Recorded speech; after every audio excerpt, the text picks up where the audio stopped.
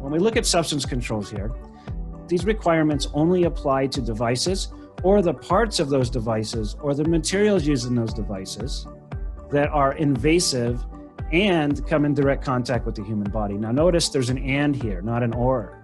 So just because it comes in contact with the human body does not mean it's subject to these substance controls. It's if it's invasive and comes in contact with the human body, and that's a big distinction. Also, anything that administers medicines, liquids, or other substances to or from the body, so blood transfer equipment, IV bags, things like that, those are required to go through the substance control analysis and justification, as are anything that stores those fluids or substances. And what it says about those substances is that we can't have more than 1,000 parts per million in any one of those materials. Now notice it says parts thereof or those materials used. So if we have some kind of probe that goes in the body that's plated, that plating is what we need to worry about the concentration of. It's not the whole probe. So if it's nickel plated, then we need to know, hey, is there any CMR substances in the nickel plating itself that over 1,000 parts per million of the nickel plating? So it's a little bit more complex than just, the whole product. And so what substances do we need to collect here?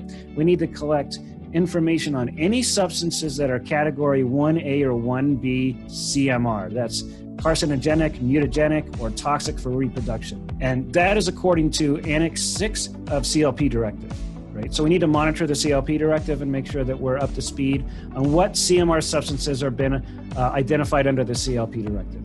We also need to monitor endocrine disrupting substances as per Article 59 of REACH or through Article 5.3 of the Bioproducts Regulation, right? So now we have 3 different regulations that we're referencing to get the substance list that we need to check for to ensure that our product is compliant. And by the way, these substance lists change all the time. So even if you do this and submit the information to your notified body, you're going to have to take into account these are changing as you move forward with your ongoing clinical studies and product safety update reports. Once we've done our justification, we have to actually label the product, either on the packaging for each unit or the device itself or on the sales packaging, and we have to list that those substances are present. Now, we also have to provide additional information to high-risk patients like pregnant women and children. And then we got some other requirements as well related to substance content. Substances of human origin and their derivatives and animal origin of their derivatives. If we are delivering something that has these,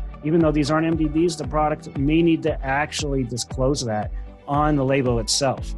Same with medicinal substances, and then natural latex needs to be disclosed as well if it's present in the product. So what do we have to put on the label then? We have to put on the label if we have any kind of human origin product, any animal origin product, or any medicinal substances or human blood.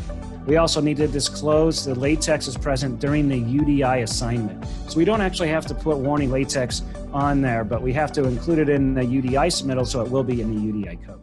Watch the full-length video and gain access to our full archive of educational webinars at greensofttech.com/videos.